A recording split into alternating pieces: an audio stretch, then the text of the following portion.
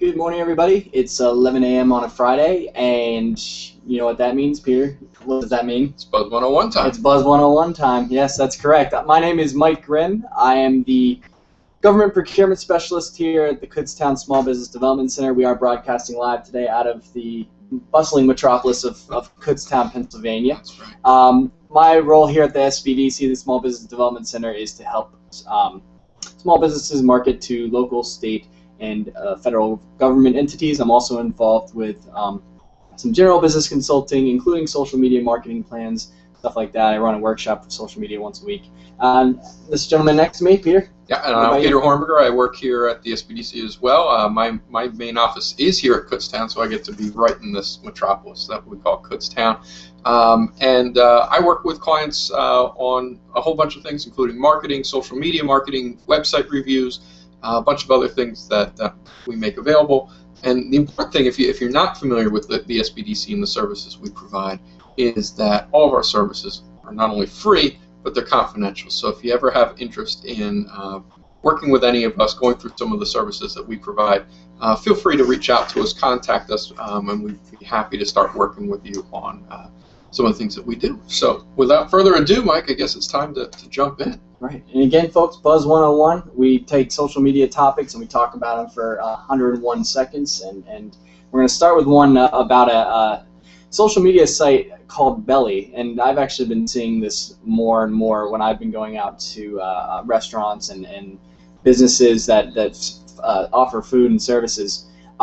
It's an app where you can actually scan a card or scan your phone, and you actually earn points, what are called loyalty points for that business, and it keeps tally of your points. And when you reach certain milestones, you either get a free food. I've seen some more creative ones, like if you get a lot of points, you can arm wrestle the owner for a percentage of the business.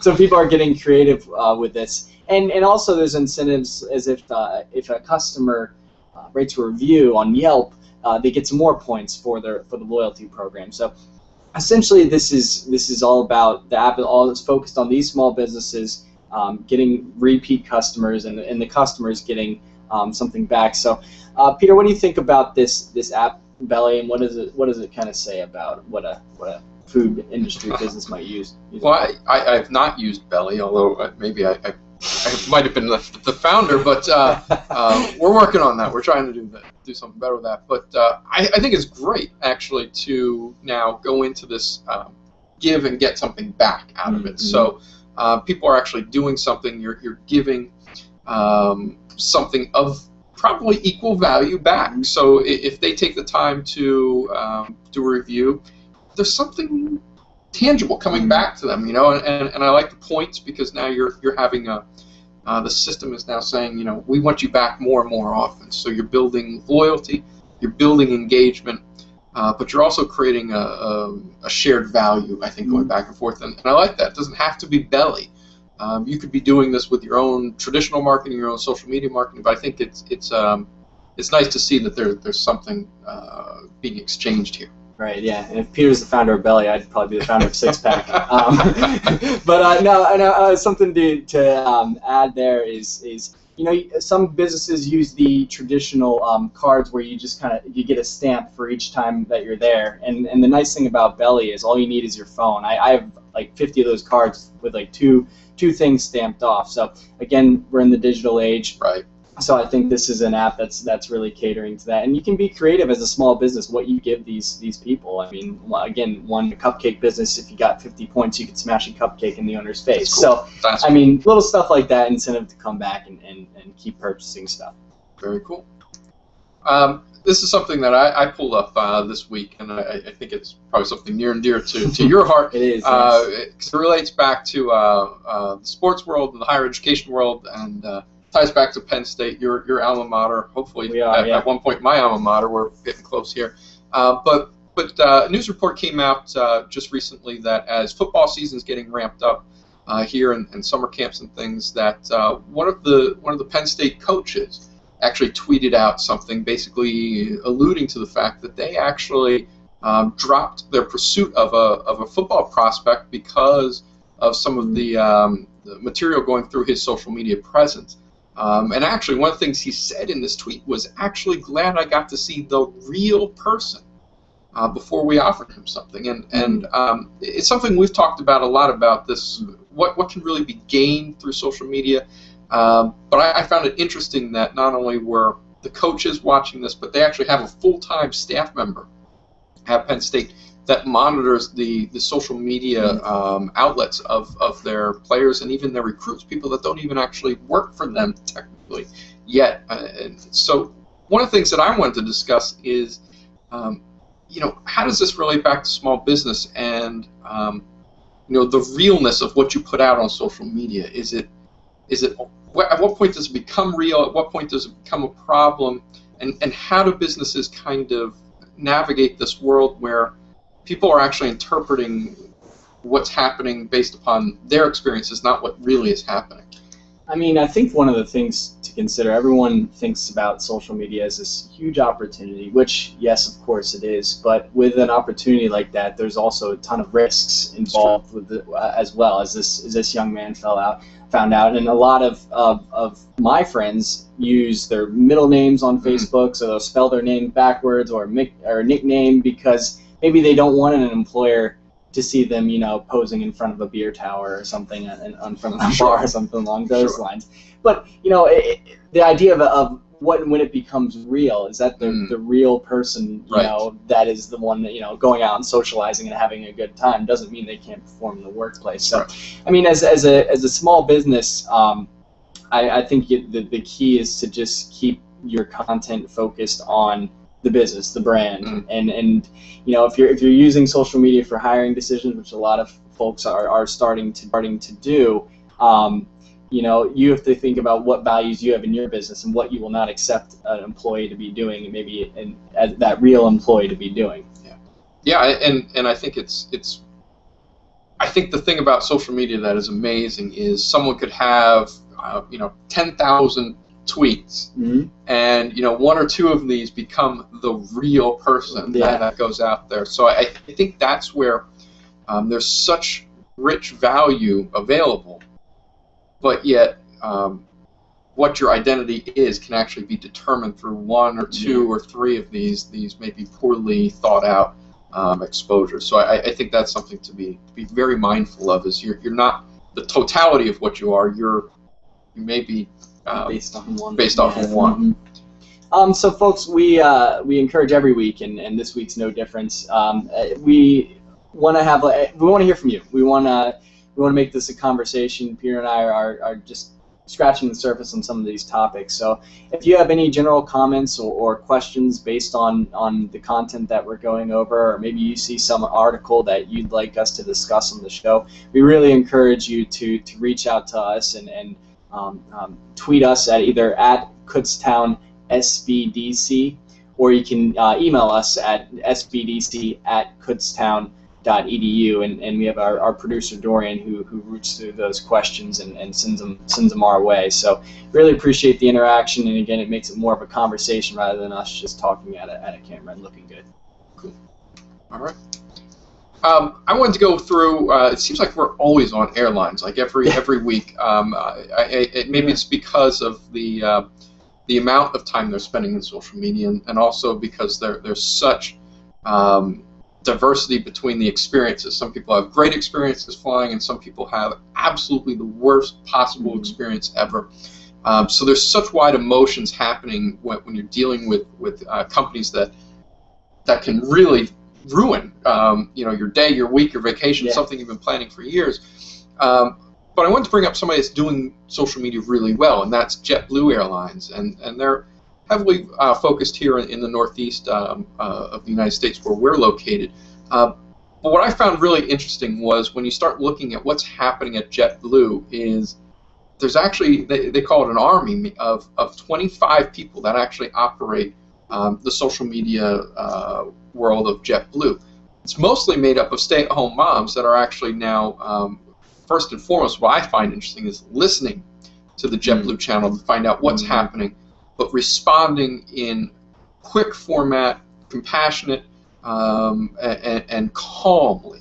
But what I think is happening is now JetBlue is really getting recognized for their responsiveness but also they offer some entertainment, but they also offer that compassion and understanding that I think is important when your flight's been delayed or canceled, and these things happen.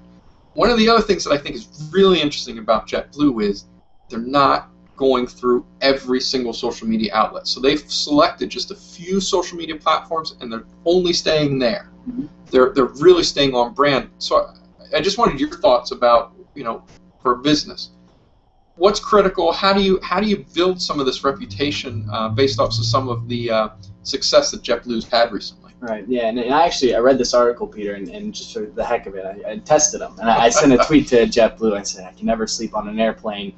Do you have any advice? And the lady said, hey, Mike, you looked up my name. Good question. We recommend window seat and a neck pillow. So I might take them up on that. But again, within 5 minutes. So you mentioned responsiveness. Yeah. I think that's just a general rule of thumb for any business. Something that was interesting from that article was they said to not take these social media, what people say on social media outlets, personal. I think it's an important thing to say, because it is becoming the kind of standard way for customers to vent.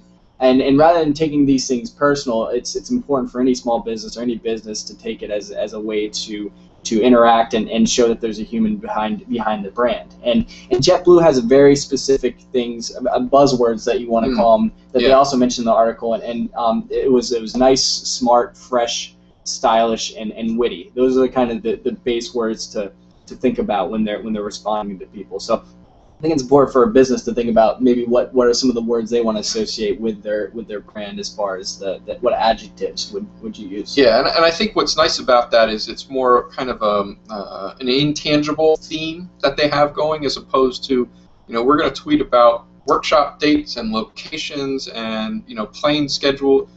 That's doesn't have the same, I think, engagement factor that I think JetBlue's been able to identify. So as we always recommend, if you're trying to do this, find somebody that's having some success, and beg, borrow, steal parts out of there that work for you. Sure.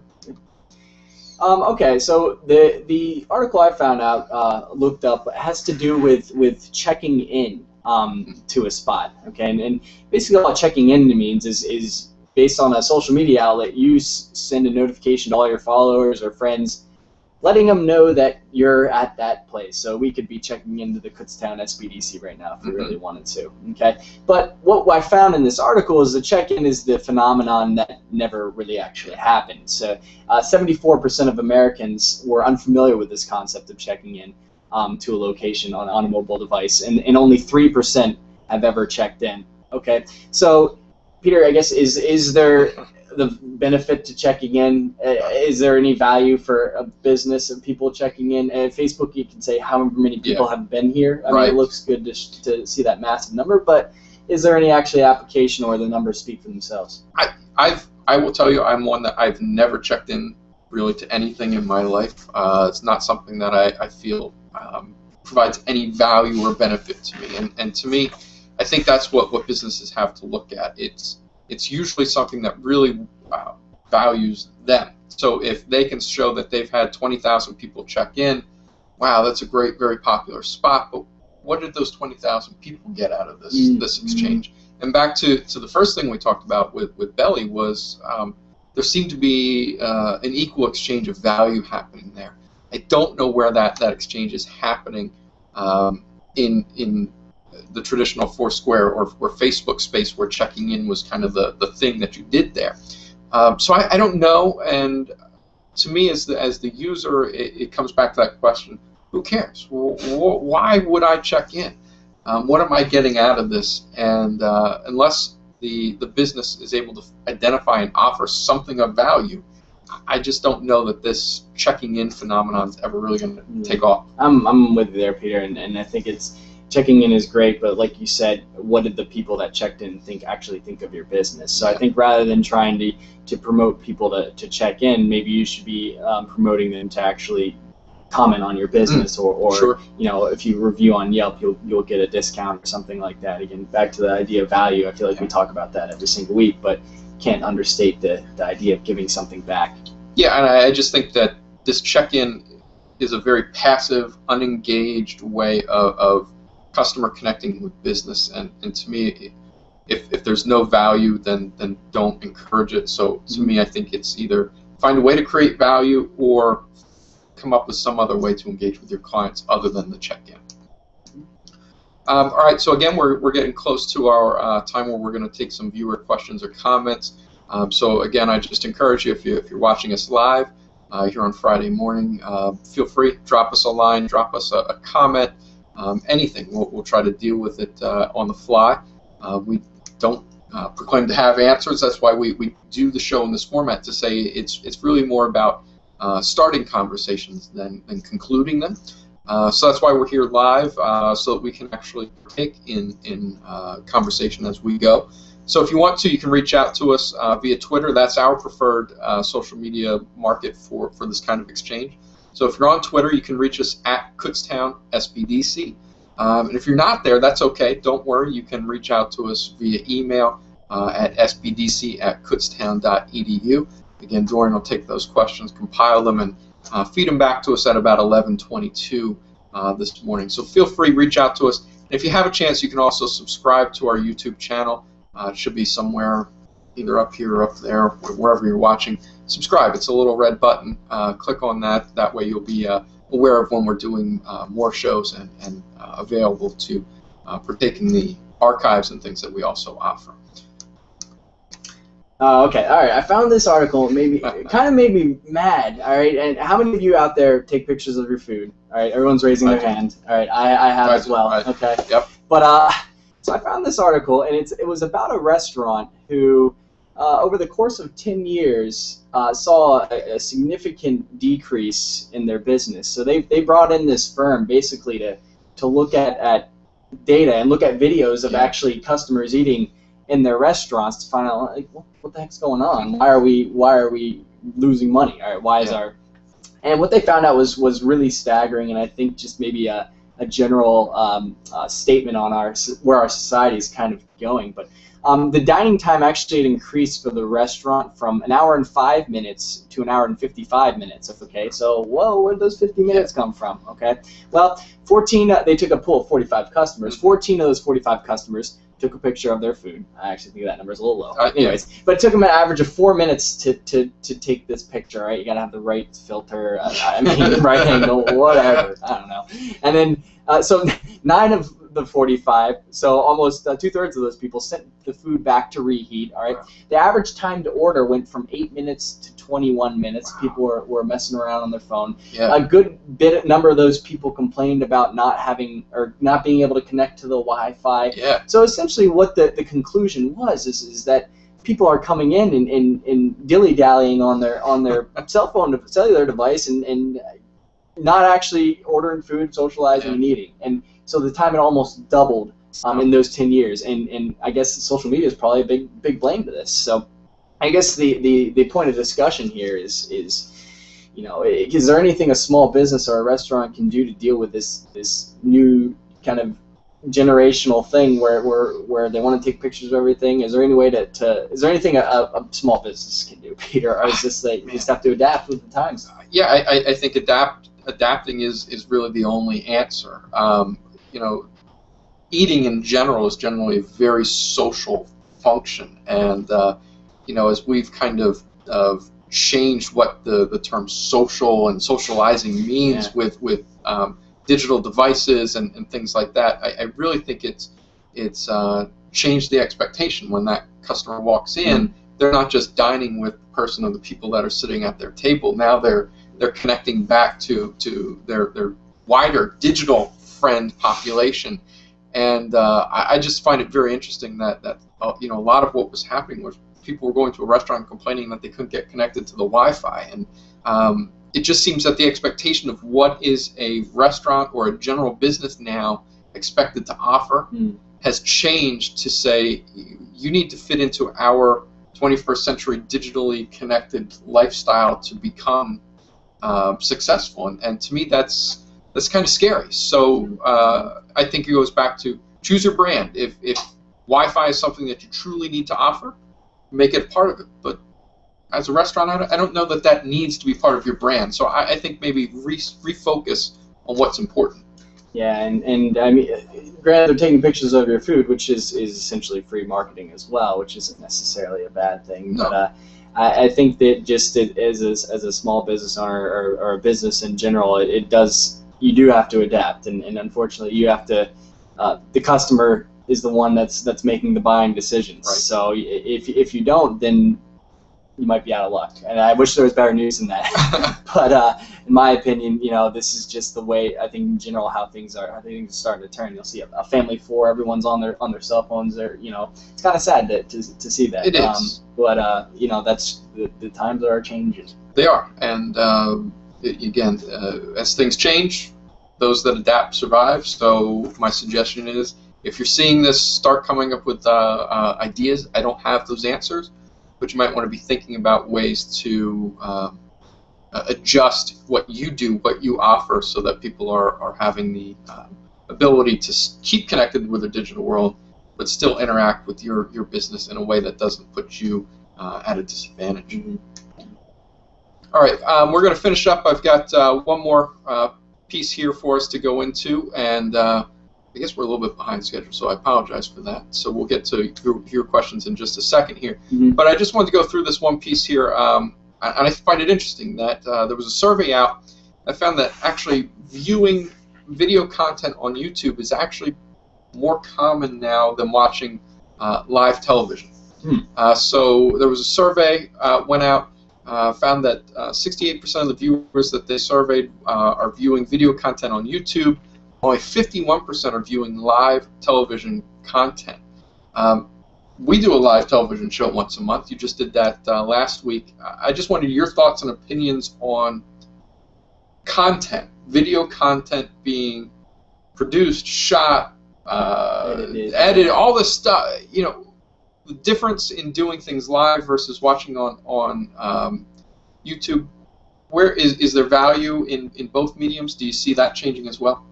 I mean, I think the numbers speak for the mobile generation. Family sitting down and watching television, at primetime television, it doesn't seem as common as someone pulling out their phone on a train ride and watching something on the video. I mean, I don't think. I think both of them are still going to be around. I don't think there's any change in that. I do a live show in BCTV. I mean, the thing about doing this show, our audience is global. We have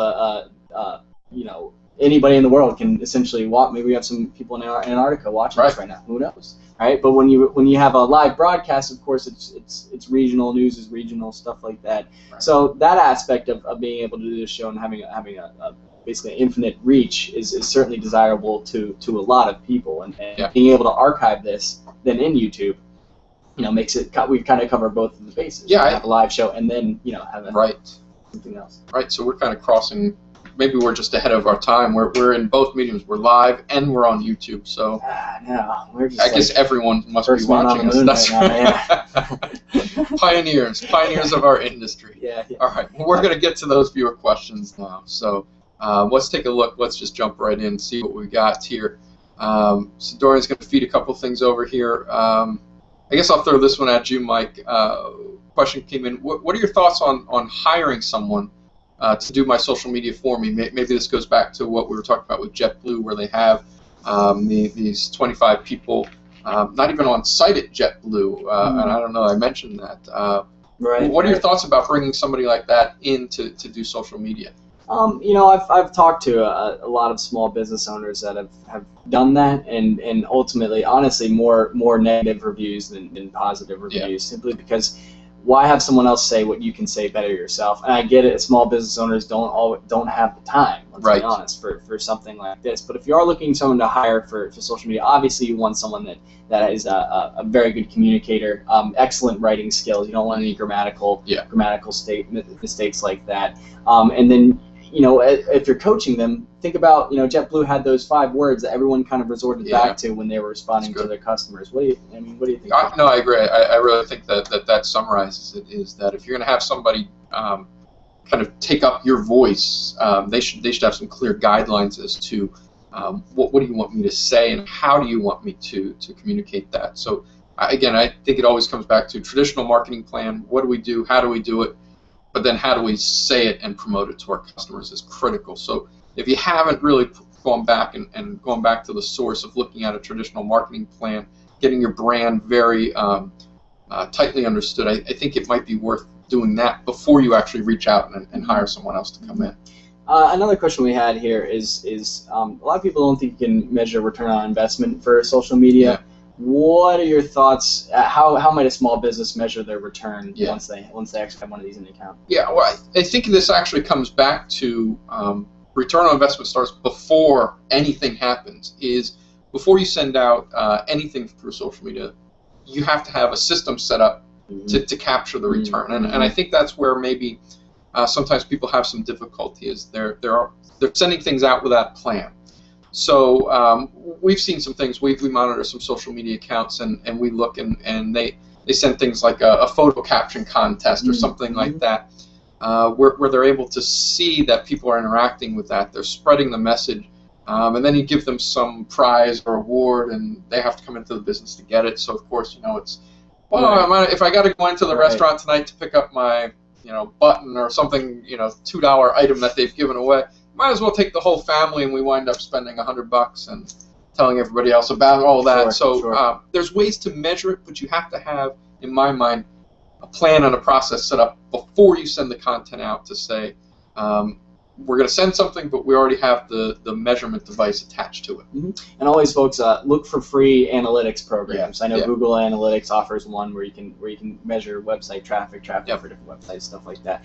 Any other viewer questions? All right. I think that's where we're at. So we're going to wrap up here.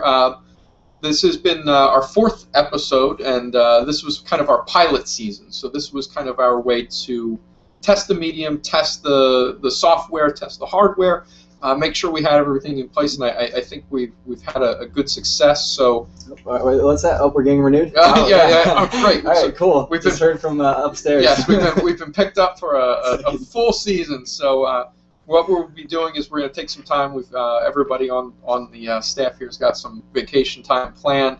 But what we're going to do is we're going to be using that to tweak and update the show, hopefully to be more valuable to you all. So we'll be back in September, but while we're gone, watch our archives.